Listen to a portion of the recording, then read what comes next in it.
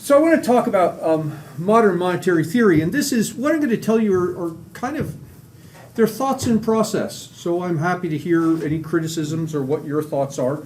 The argument at a very high level is, look, the government can spend as much money as it wants. We don't need to worry about inflation. We can just print the money.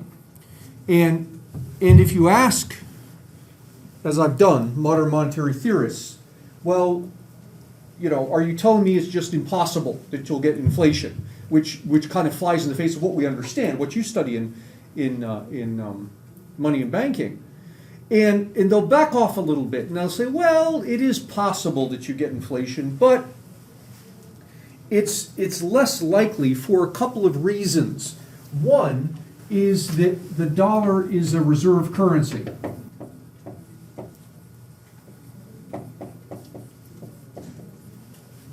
And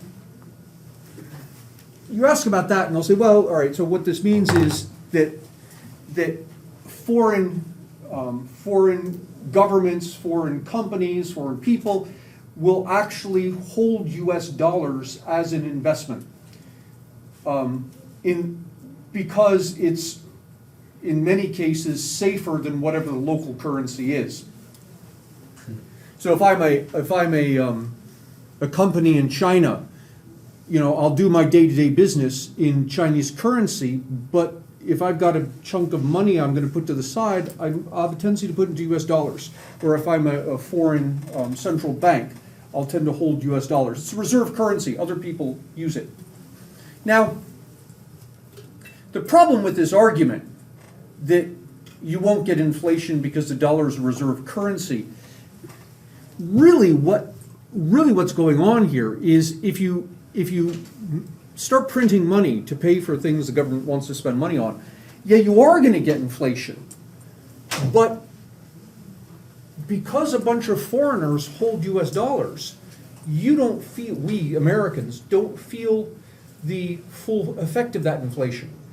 It's spread over everybody who holds dollars. So our dollars lose some of their purchasing power, but so too do the dollars held by the European Central Bank, the dollars held by the Chinese companies, the dollars held by Indonesian investors. So if we were to feel the full effect of the inflation, maybe we'd feel, pick a number, 8% inflation. But we're not going to feel 8% inflation, we're only going to feel 3%. Why? Because the other 5 get spread over everybody else. So it's really not an argument that you don't get inflation. It's an argument that we're going to push the inflation effects onto others, non-Americans. Here's the problem with that. This reserve currency status, this isn't a legal thing. People, companies, governments hold the US dollar because it is relatively stable, because lots of people accept it. If we start inflating it away, it loses its attractiveness as a reserve currency. And so foreign governments, foreign people, foreign central banks may stop holding it. And if you want examples of this, look at the British pound. When I was young, well, very young, like a kid, baby, the British pound was a reserve currency. No longer. England went through a period of high inflation where it inflated the pound and people stopped holding it. So it was no longer a reserve currency. Same thing can happen with the US dollar.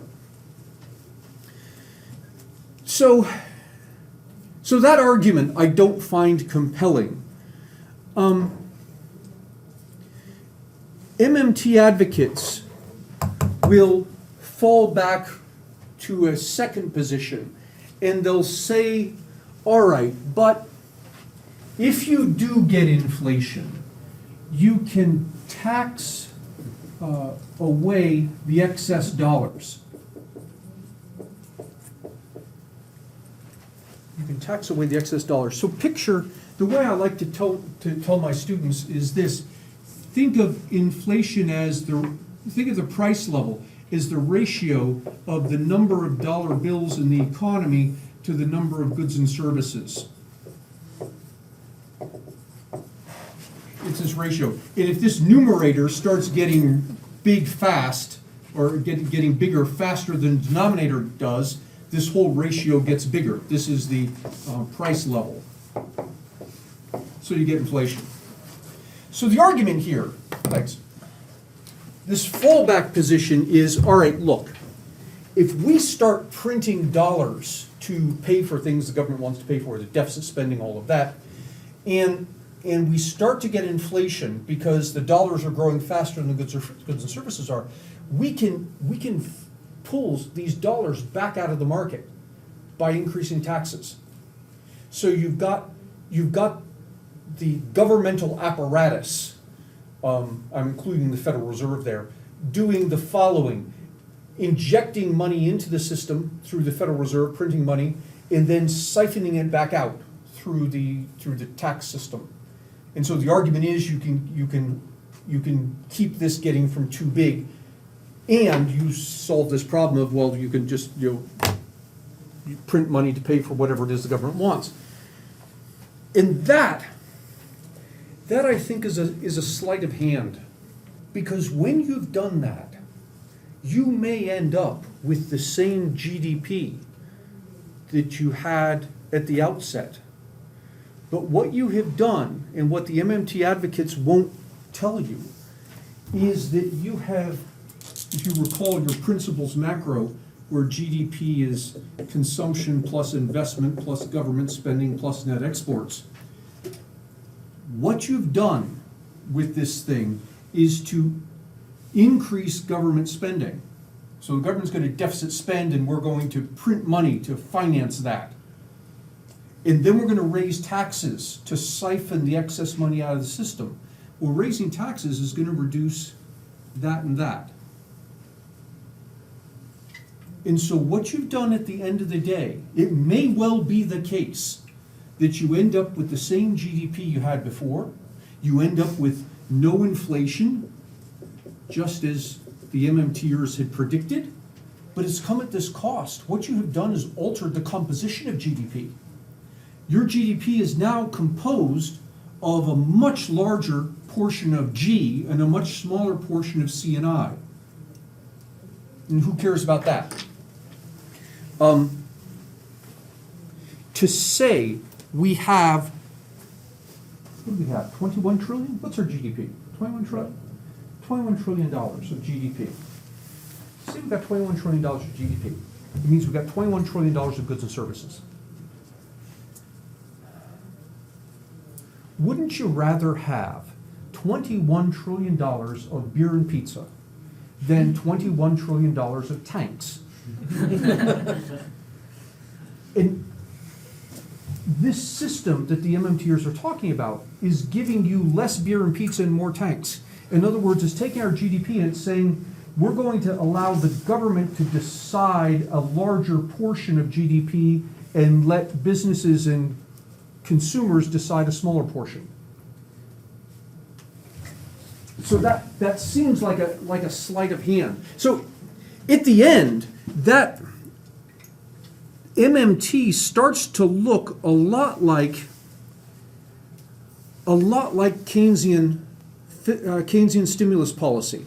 So the argument with Keynesian stimulus policy is the economy is in a recession and the government should spend money, and it gins up the economy. Things start to move. Okay, but it's the same thing we're talking about here.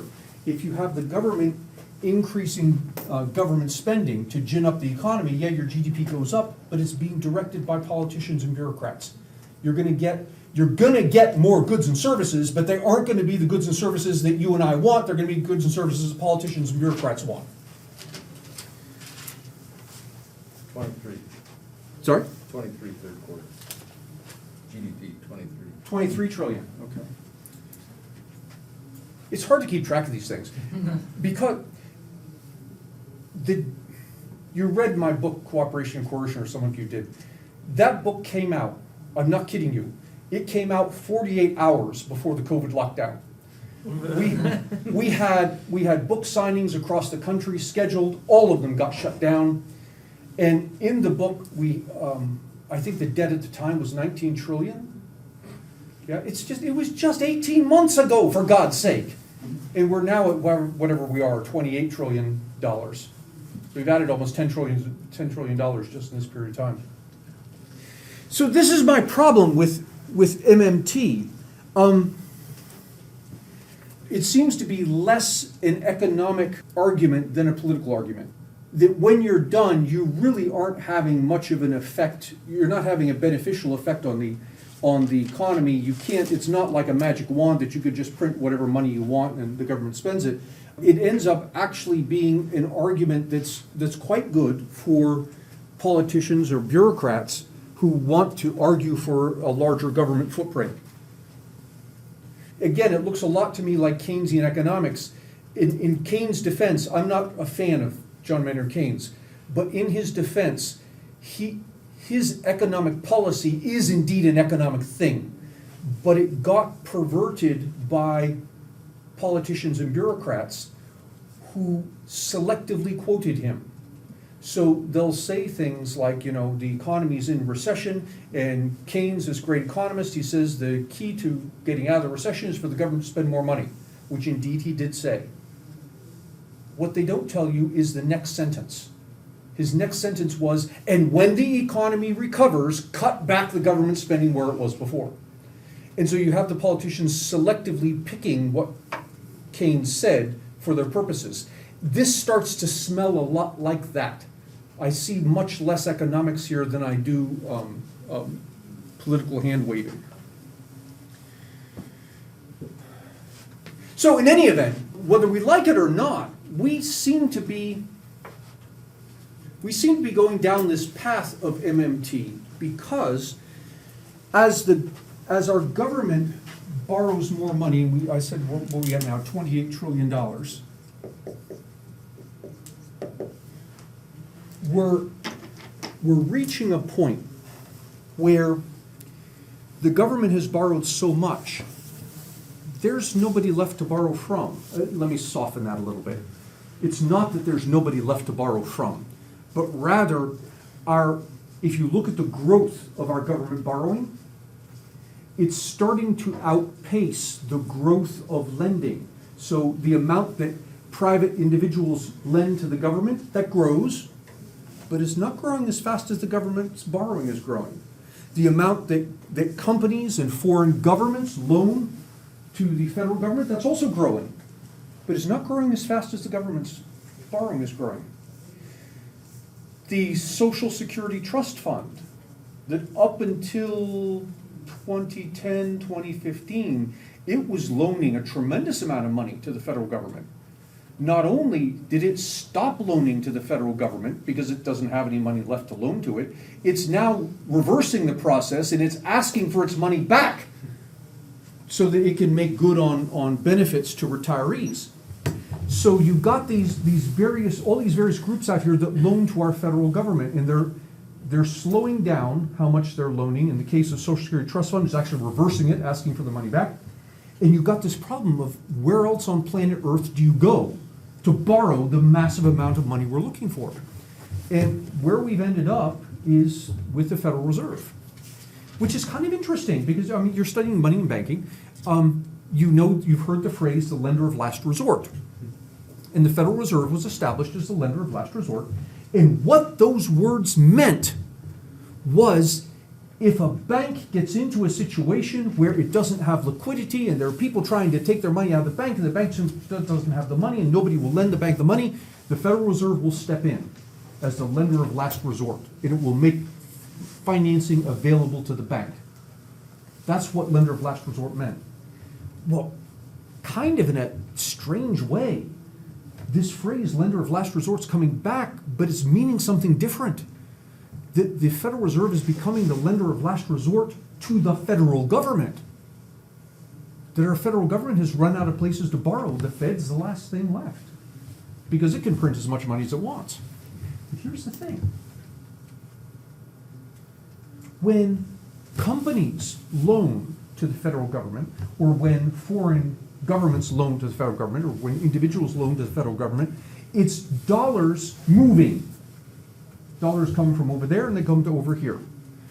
The total number of dollars in the system doesn't change. They're just moving. But when the Federal Reserve loans to the federal government, that's a different matter. Because money in the hands of the Federal Reserve is external to the money supply. When the Federal Reserve loans to the federal government, that's new money coming into the system. You have an increase in the money supply, and that gives you the inflation. So we're in this situation where we're kind of having to play this MMT game simply because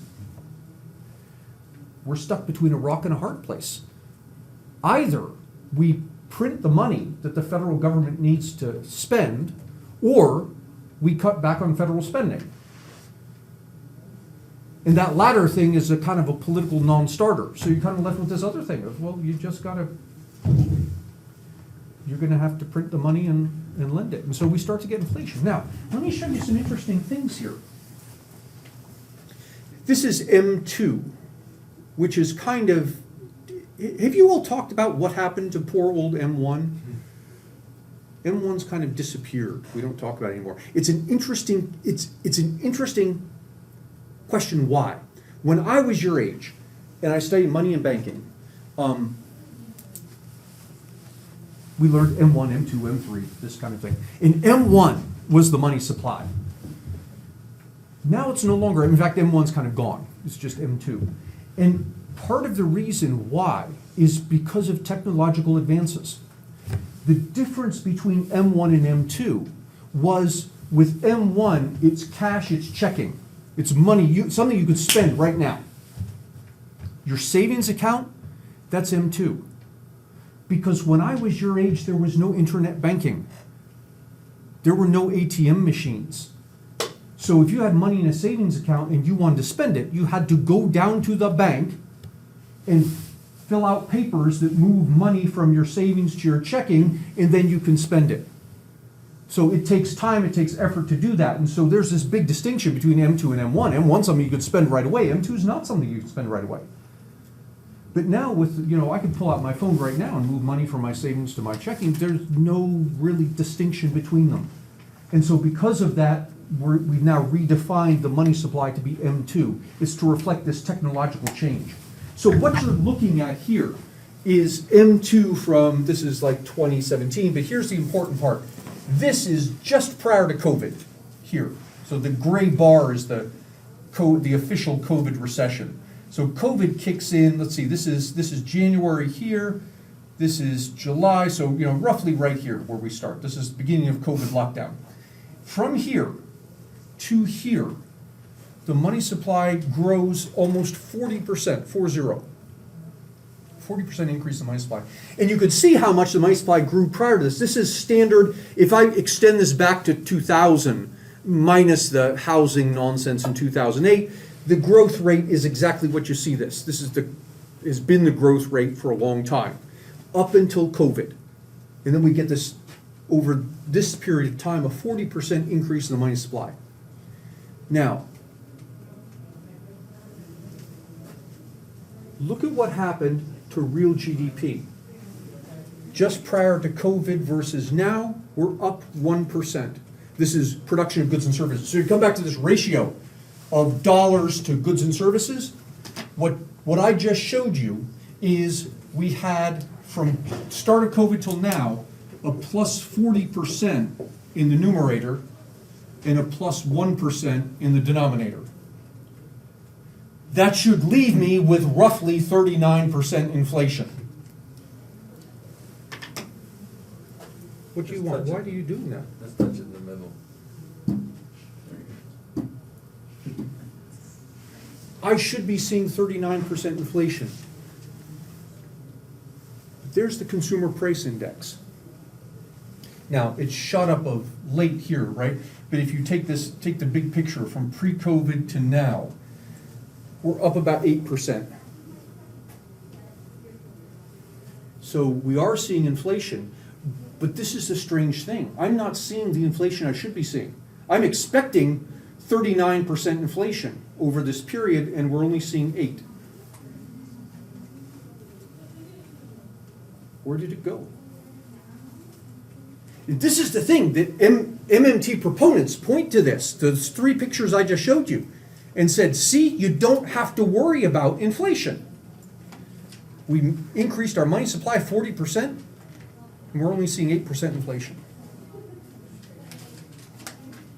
I argue that what happened is that we actually are seeing the inflation.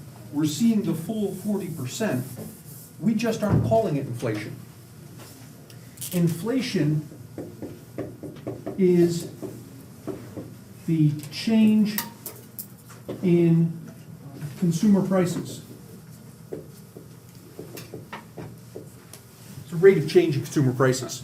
More specifically, it's the prices of final goods and services. So the same thing the same definition we use for GDP. GDP is the production of final goods and services. Inflation is the growth rate in the prices of these final goods and services. What's not included here? Well, things like, used products that are bought and sold, like on eBay, they don't count, but that's kind of proper because those things were counted when they were first produced. You know the arguments about all this thing.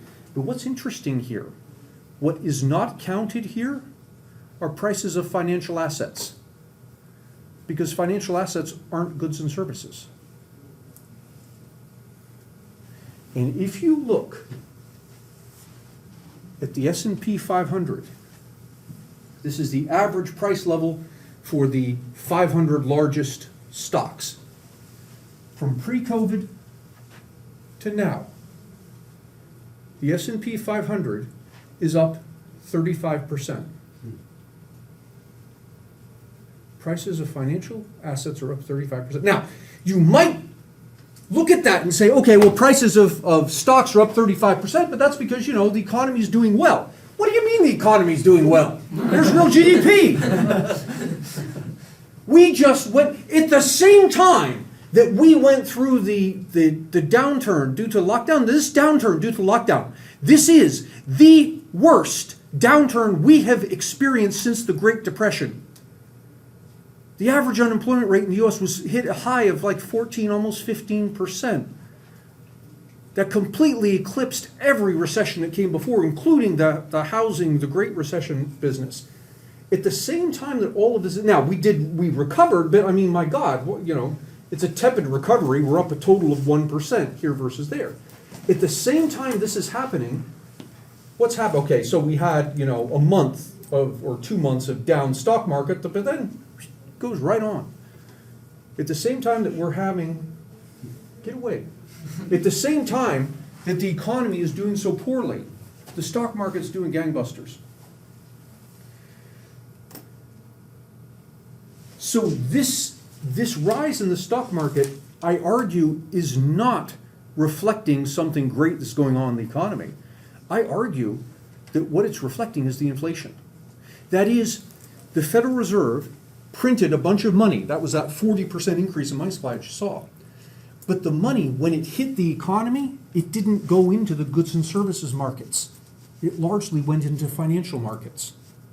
And so, you got 8% inflation in goods and services, but you had a stock market that went up 35%.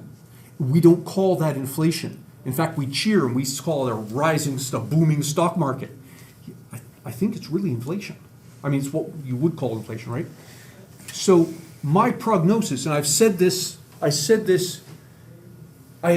prior to our recent round of the inflation, when people started saying round about February, March, April, May, June, they're saying, oh my God, what's happening? We're getting inflation now. Prior to that, I said the following, and I still say it. The Fed prints this money, it goes largely into financial markets, causes the financial markets to rise. As the economy starts to settle down, as we start to see the end of COVID, the return to some kind of normalcy, people are going to become comfortable. Consumers are going to be comfortable making longer-term big ticket purchases. Businesses are going to become more comfortable making investments in plant and equipment. And so that money is going to start to come out of financial markets and go into goods and services markets. And when that does, you'll then start to see it reflected in the official inflation numbers. And I argue that's what has been going on since starting in February of this past year, that the money's starting to move from financial markets into goods and services markets. And that's why now people are saying, oh my God, we got like 6% inflation annualized last month. What's going on? This is, we're reaping the rewards of this MMT business. You have any comments? Yes.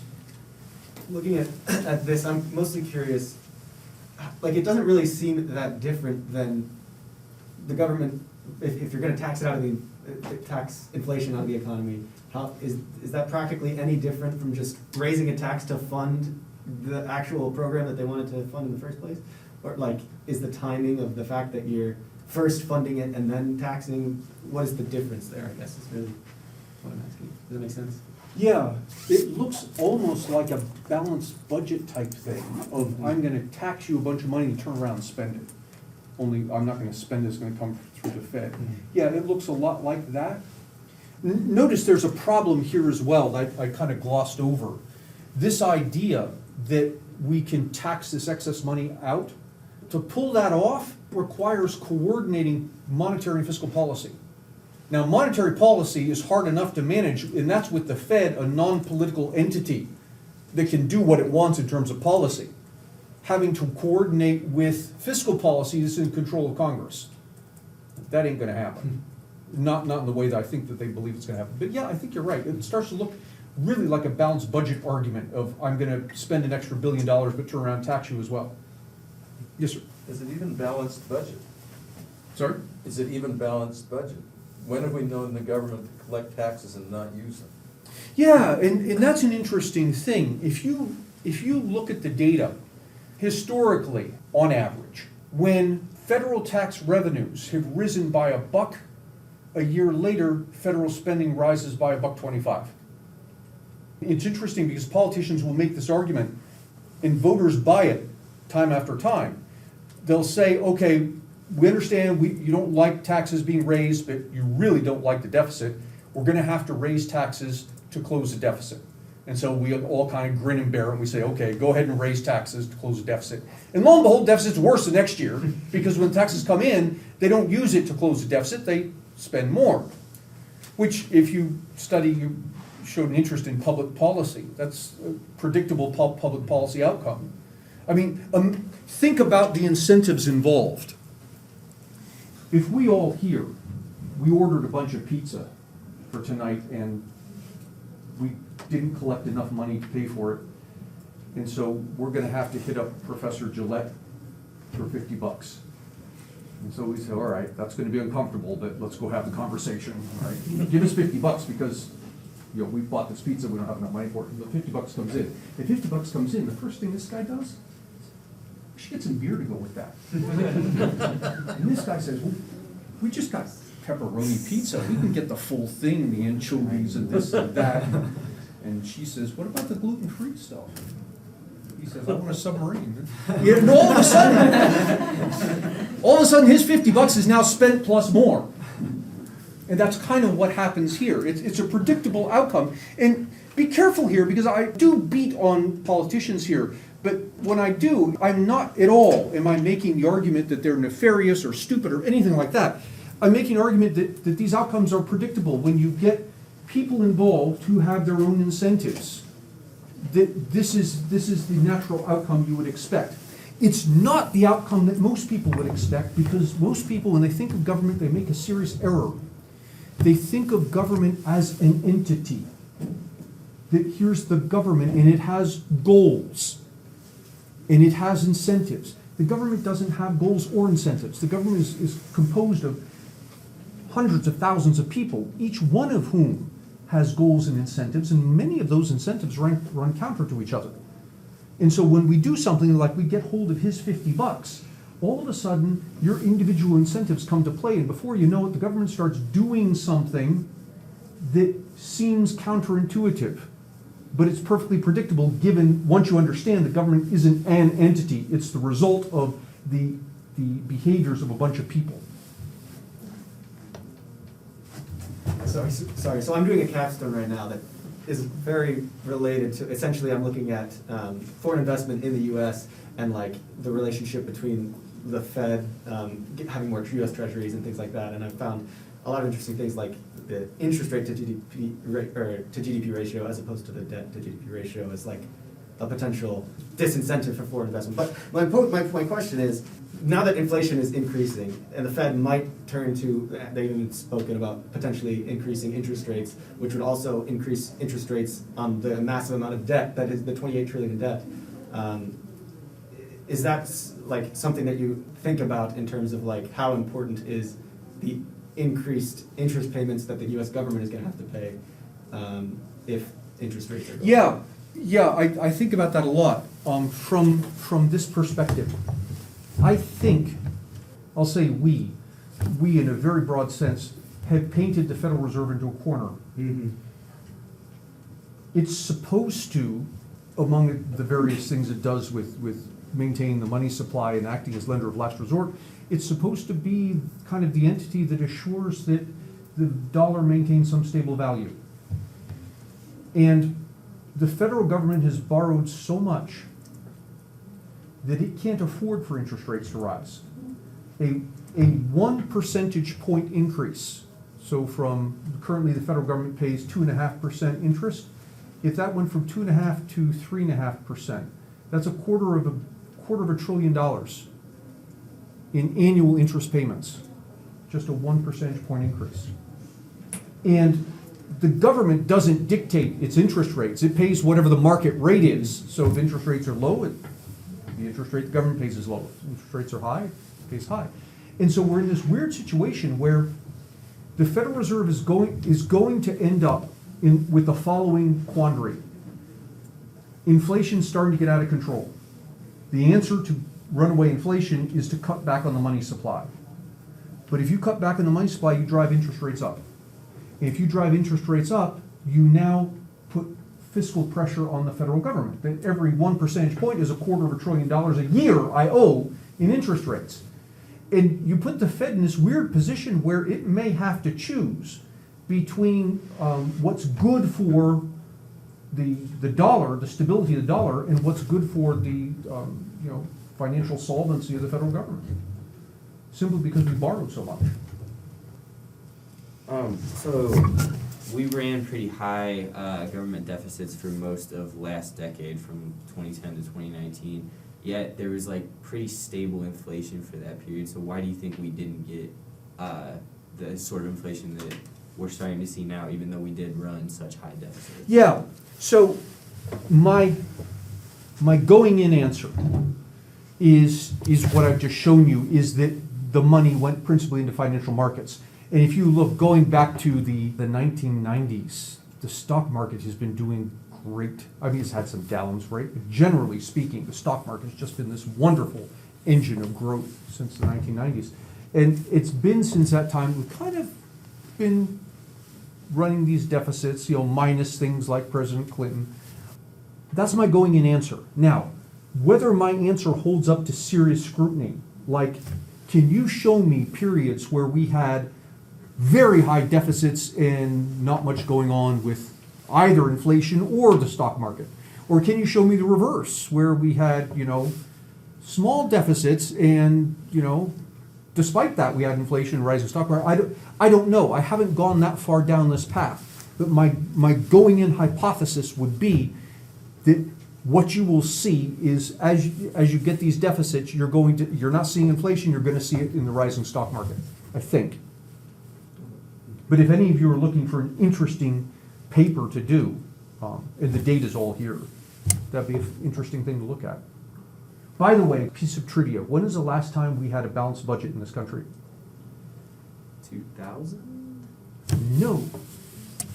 Yes? 1998. 1998. Nope. It was Eisenhower, right? Eisenhower. Yeah, Eisenhower was president when we had the last balanced budget. Bill Clinton came very close, extremely close. People say he had a balanced budget. Actually, he did not. And here's the thing. If I call up right now the official deficit numbers, they will show surplus during some of the Clinton years. But the official deficit numbers don't correctly account for money borrowed from the Social Security Trust Fund. So during the Clinton period, they were counting money borrowed from the Social Security Trust Fund as revenues. rather than as borrowing. It's like if you went to the ATM and took a cash advance on your credit card and called it income. Right? The gold standard for asking what's going on with the deficit is to look at changes in the debt, because you can't mess with the debt numbers. If you see the debt go up from one year to the next, which you will see it happen every year that Clinton was president, if you see the debt go up from one year to the next, that's a deficit. But yeah, of all the presidents, of all the modern day presidents, he came closest to balancing the budget. And just for those of you in intermediate macro, that's your primary deficit that he's talking about. There you talked about two deficits, a primary and total. He's talking about the primary deficit.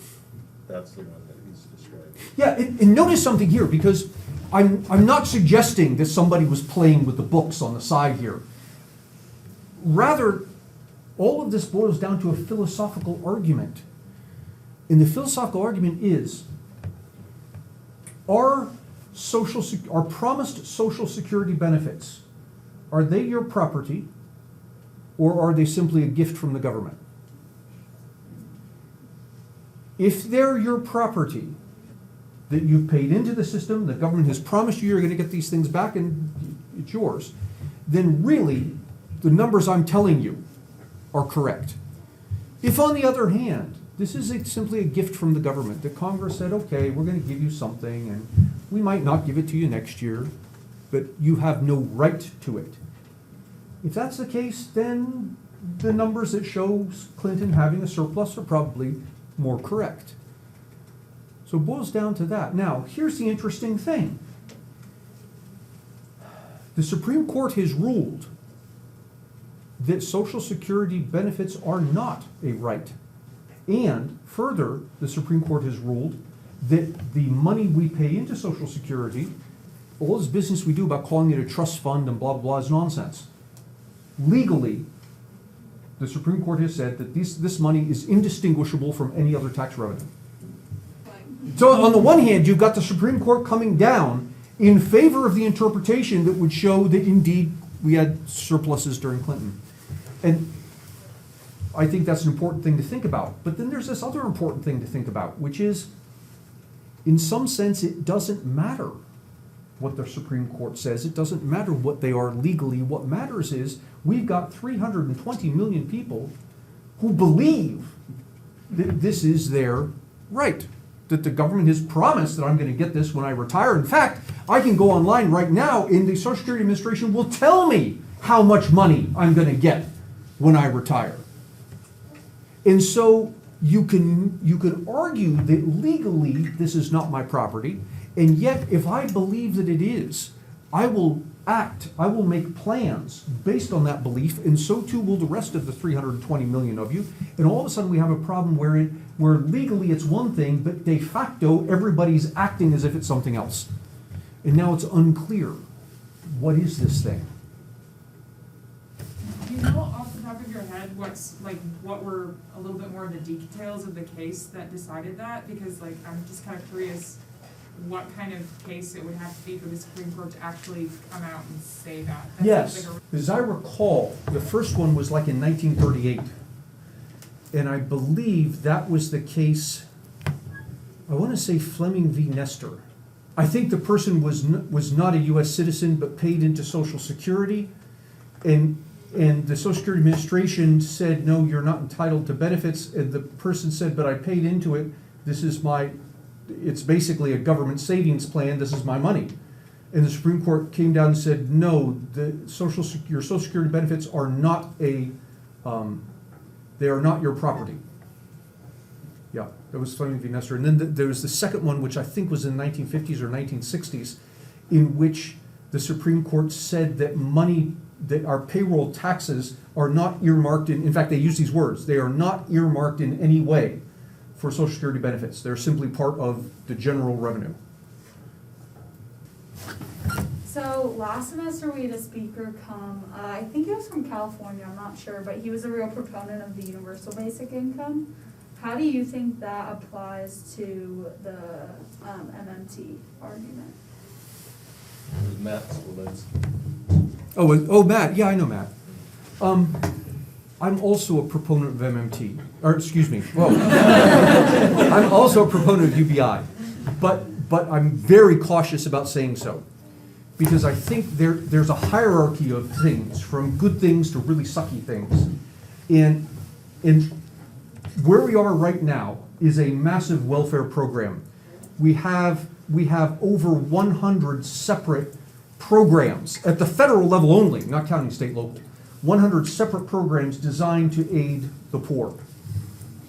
I believe a better way to deal with poverty is get rid of all of that, all of those programs. Get rid of everything that even smells like welfare. So minimum wage, gone. Subsidized healthcare, gone. Housing allowances, gone. All the income assistance, gone. Social Security, gone. All of it gone. In place of UBI.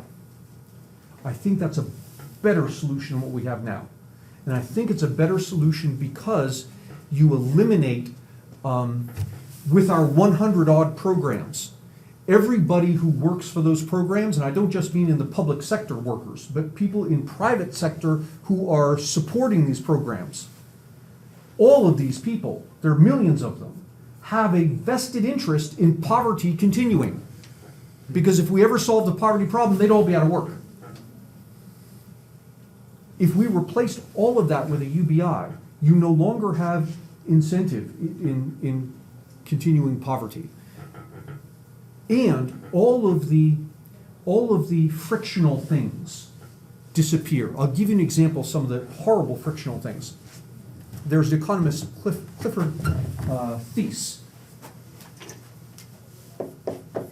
If you Google, you'll find this. This is like the major thing that he's done. So Google his name to find it. Clifford Thies. He asked the question. He took a hypothetical family of 3, so mother, father, kid, living in Virginia, in some place in Virginia, I forget where. But he looked at federal, state, and local, all of the things all of the taxes that this family would incur, and all of the things we would do to help them. So he said, what if this family earned $10,000 a year? Account for all of the taxes that they'd have to pay, account for all of the benefits that they would get, everything from income assistance to housing subsidies to food stamps, the whole thing. Where do they end up? So they have $10,000 coming in, where do they end up? And they end up with something more, right? Which is right, that's the way we want it.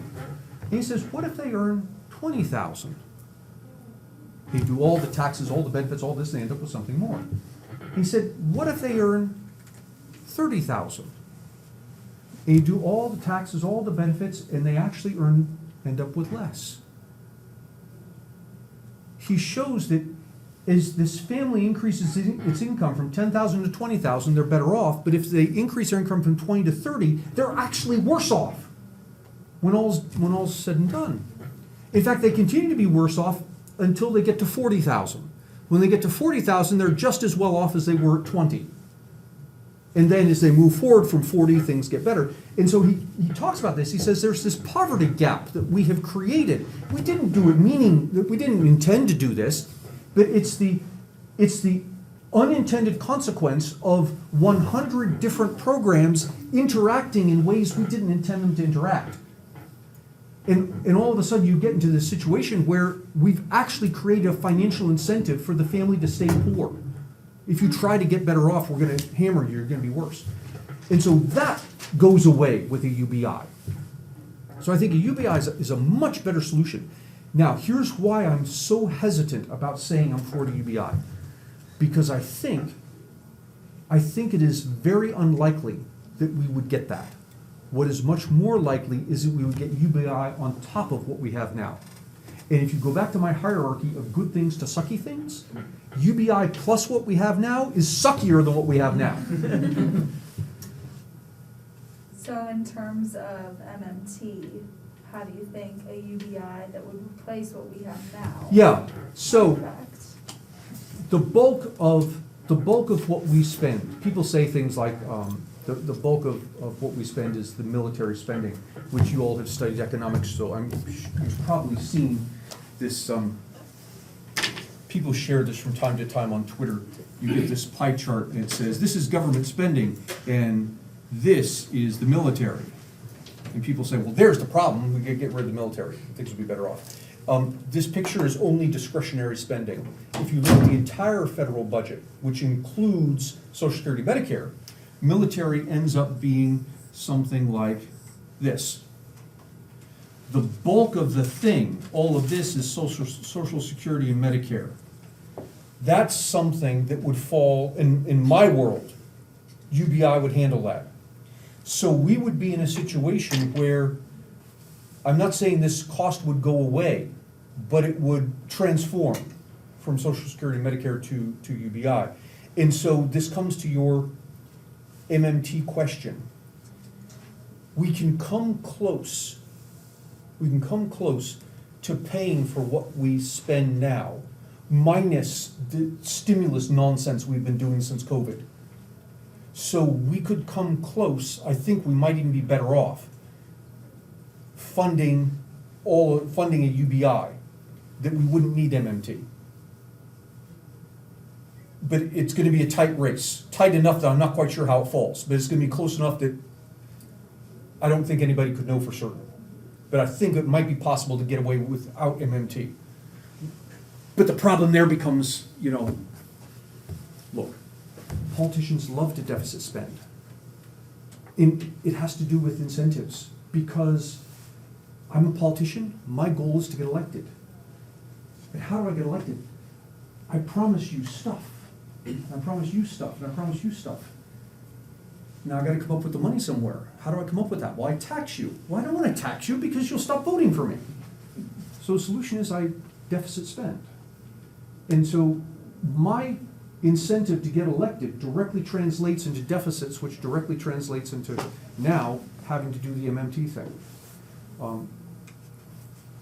I think we can pay for what we're doing now. What we can't pay for are the stimulus stuff and things like free college. That's not in the budget. Yeah. Is there any way to protect ourselves, specifically our assets or investments, against large amounts of inflation due to MMT? Yeah, people always ask me that, and I have to remind people that I'm an economist, I'm not a financial analyst. So my advice here is worth absolutely what you're paying for it. I'll repeat to you things that people have said to me that seem reasonable. And that is, invest in a broad portfolio of stocks. Stocks are not inflation proof, but they do tend to rise with inflation. And if you're in a broad portfolio, this is a good thing. People talk about hard assets, things like real estate. And that's, in the past, real estate seems to be, again, not inflation proof, but you're more protected than not. I don't know one way or the other, but I at least question whether that's going to be the case moving forward because of two things. One, we've learned to work remotely. In working remotely, there's going to be tons of office space that isn't needed anymore. And two, we're having fewer children, which means there's less demand for housing than there was before. So I don't know, while this real estate thing has been apparently a good hedge for inflation in the past, I don't know whether that will continue. Maybe it will, I don't know. But your guess is as good as mine at this point. If you're interested in stocks, I'll tell you this. I worked for a while as a equities analyst. And the shop I worked for specialized in what are called value stocks. And a value stock is a stock that is apparently trading for less than what its value than what indicators indicate its value should be. So people who invest in value stocks do the same thing you do when you go to the store to buy a new pair of sneakers. You look around for a nice pair of sneakers that's on sale. That's value investing. Look for a nice stock that's trading at a lower price than what it seems it should be trading at. Yes, sir. Do you have any experience with Like it's doubling back to how there are like 100 different welfare programs. Do you have any experience with reducing things that are oversaturated with interventions, whether that be government or welfare? I'm a health science major, so I kind of a public health background, and I appreciate the idea of, say, like universal health care, providing for everybody, but with the learning about economics, I don't see any feasible way of accomplishing that with like the environment that we're in right now without cutting lots of extraneous or just extra programs that seem kind of pointless. I don't know if you have experience with that at all. Yeah, no, I don't have any experience, but my gut reaction here, as with other things involving government, is you'll get fewer problems if you push the decision-making to a lower level. So to the extent that you could rely on the healthcare providers, and I don't mean the insurance company, I mean the physician, the physical therapist, let them and the patient make the decisions rather than some bureaucracy above them. I think you get better solution. Another thing that will help tremendously is transparency in prices. I had a friend who did an experiment. He called up asking for, he was looking for the price of some surgery, some common surgery. He called up and a hospital, like a place that does this thing, they didn't understand what he was asking. He said, no, I want to know how much this would cost. And they were saying about insurance, blah. He said, no. If I was going to cut you a check for this, what would it cost? They didn't know how to answer the guy. That's how much lack of transparency there is. So the more transparency we have, the more we'll have. And I'll tell you this, there's an interesting experiment. This happens in various places, but I encountered somebody in Pittsburgh who does this. I'm from Pittsburgh area. This is a physician. He has an office in Pittsburgh. He does not take any form of insurance. Not even Medicare, Medicaid, nothing. No insurance. It's cash. You walk in the door, and he's got a menu of stuff. Now, he's not going to do surgery, but it's stuff that a physician would do, you know? He's got a menu of stuff. And so you go in, it's like something $35, whatever is wrong with you, come in, $35, we'll look at you and see what it is and all of this. And if there's more, there'll be some more. And I think he's got some subscription service, like for $100 a month or $50 a month or something, you can come in as many times. And so I talked to this guy and said, if you listen to Words and Numbers, we have an episode where we actually had him on to talk about this. And I said, yeah, how do you do this for less price than what? Because his claim was that his prices were lower than what you pay with your insurance. So you say, you know, I'm going to go here and you don't take insurance, it's going to be expensive. No, it's actually cheaper than what you're doing with your insurance, accounting for deductibles and premiums and all that. I said, how is this possible? He said, because I don't need a staff. I don't need a staff because I'm not taking insurance, I don't have all the paperwork. I can just be a physician. And indeed, I walked into his place, and you go in there, and there's a podium in the middle of the room with an iPad on it, and you enter your name and what it is you're there for. The only employee, to the extent that it was an employee, was a Roomba going around sucking the floor. And that was it. So I think that's a really cool model.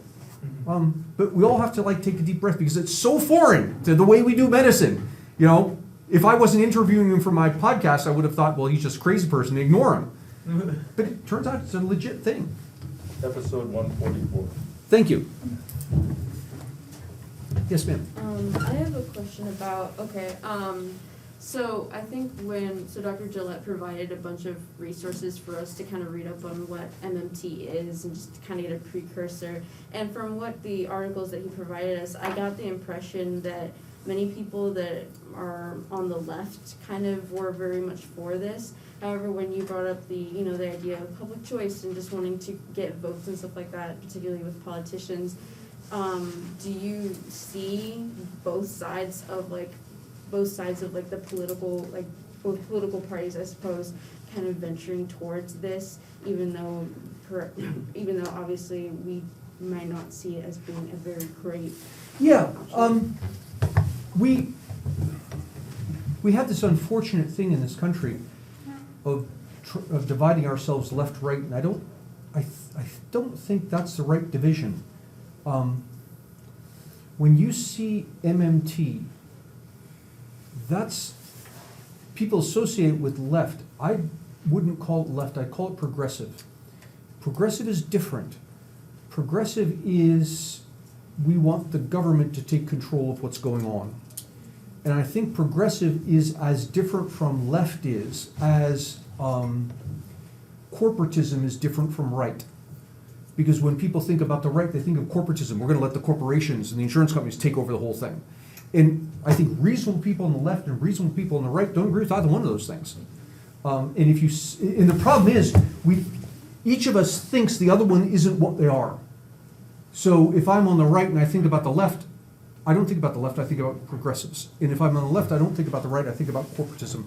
And we failed to realize that we're really pretty close on so many things. If you sat down with a reasonable person on the right and a reasonable person on the left and had this conversation we just had about the guy without the prices and he doesn't take insurance but it's cheaper and he doesn't have the paperwork, both of them would say, yeah, that's the way we should be doing it. But we rarely get to that point of saying, yeah, let's do that, because as soon as you hear this guy's on the other side of the aisle, now the problem's no longer the enemy, he's the enemy. And now we fight each other instead of fighting the problem.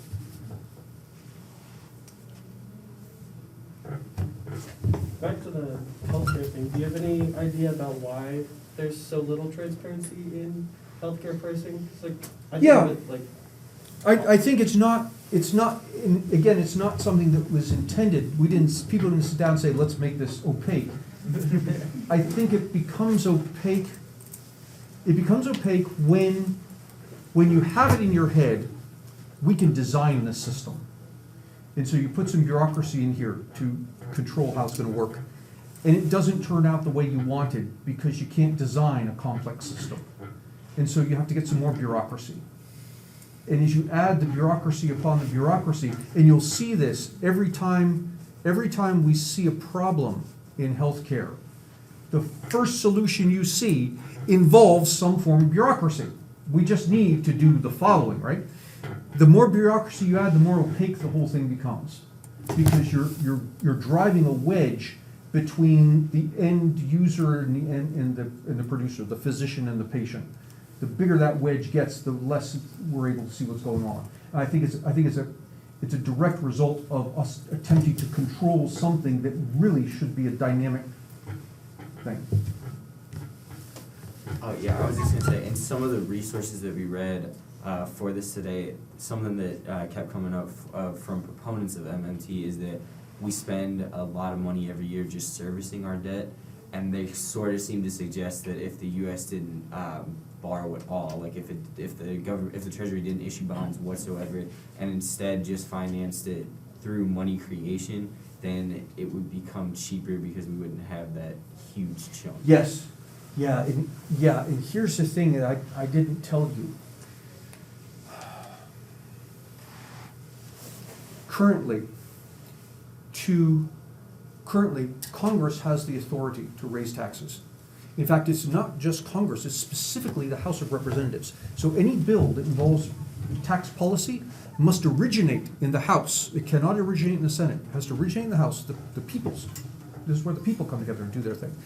And then, of course, it goes to the Senate, and the Senate does its thing, and it goes to the President. But tax policy originates in the House of Representatives. We constitutionally designed it that way to keep tax policy as close to the people as we possibly could. Now, when I print money as the Federal Reserve to pay for various things, every dollar I print has value. And the way I know it has value is because I can print those dollars and walk into his bar, hand him a 20, and he'll give me a beer. The fact that he will give me goods and services is the proof that that money has value. Where did the value come from?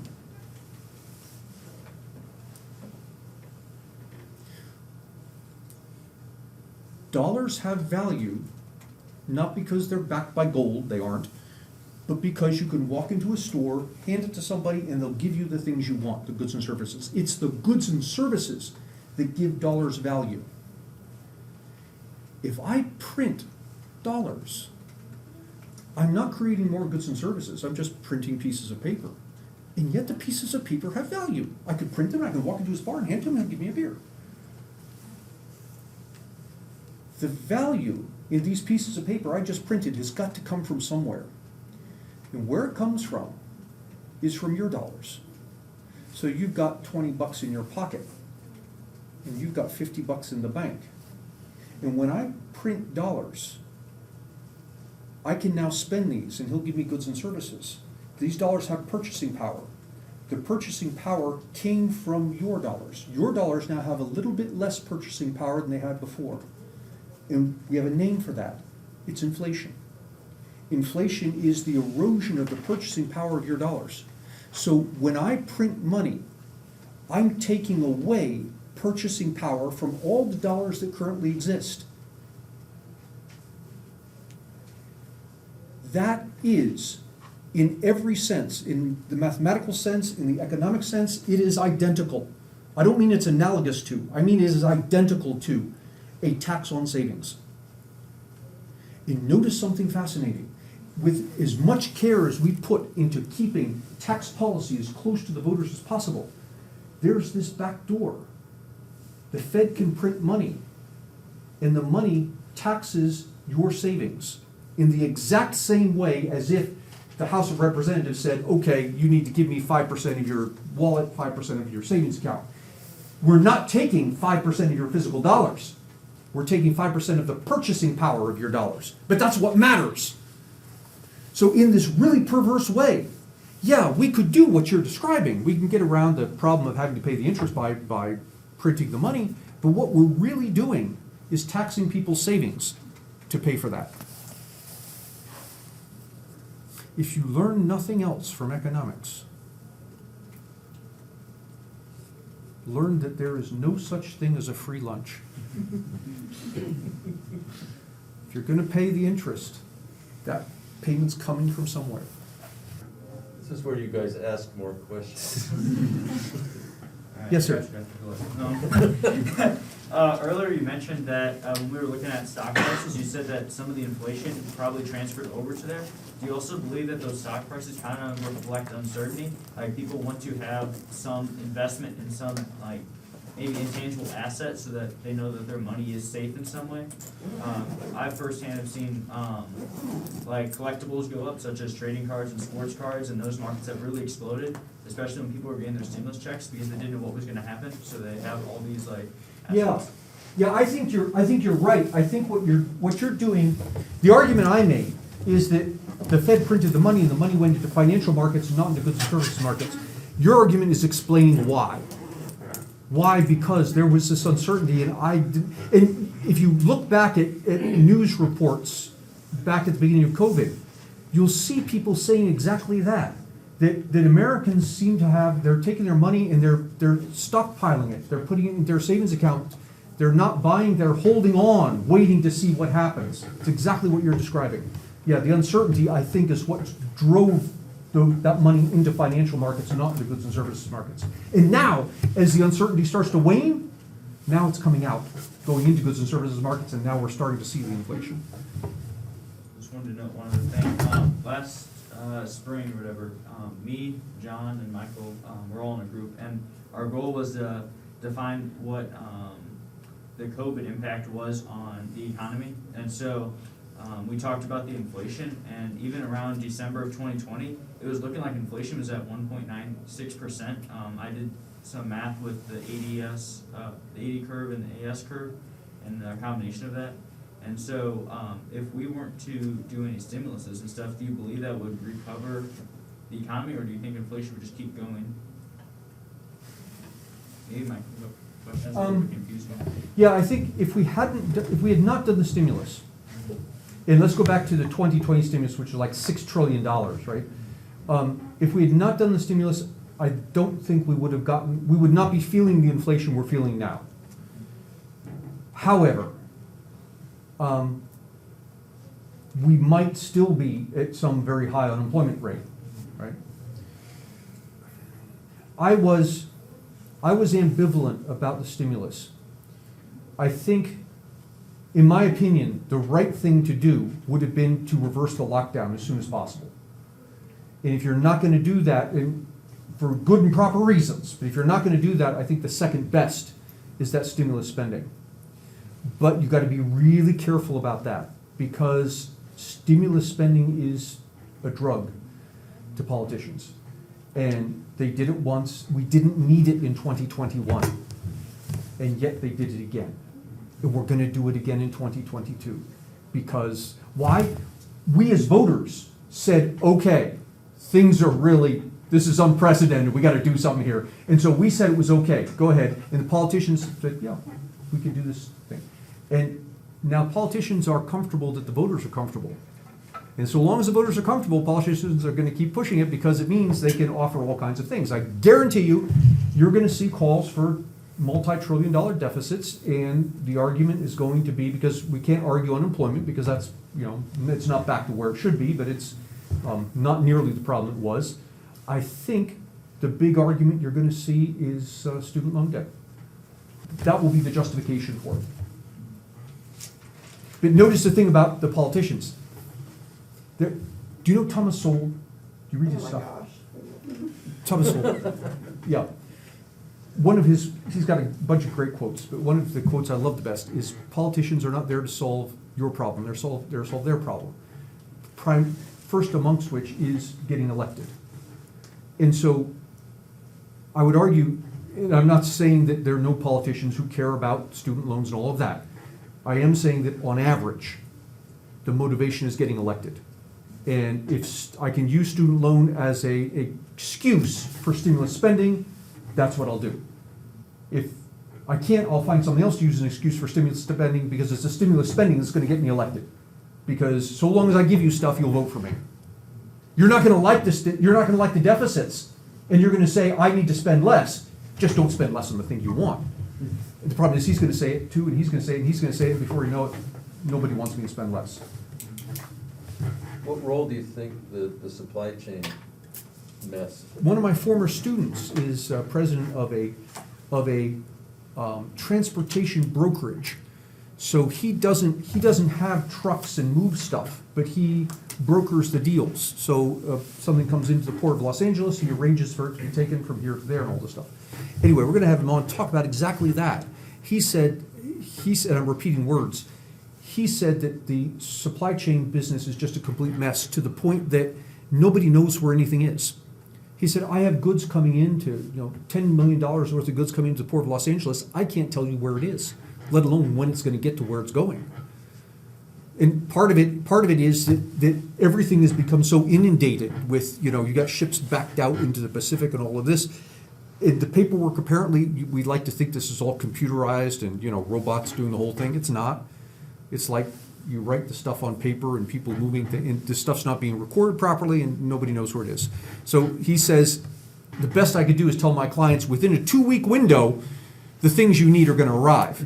Now, if you're a consumer, that's bad enough. But if you're a manufacturer, in a 2-week window, and these are parts that you need to produce the good that you produce that goes into somebody else's thing, all of a sudden, every step the window magnifies. And this is why you can now walk into a grocery store and random things just aren't there. And it kind of changes from week to week. 1 week it's going to be pineapples. There'll be no pineapples. You go in next week, there'll be no hot dogs, right? It's a supply chain thing.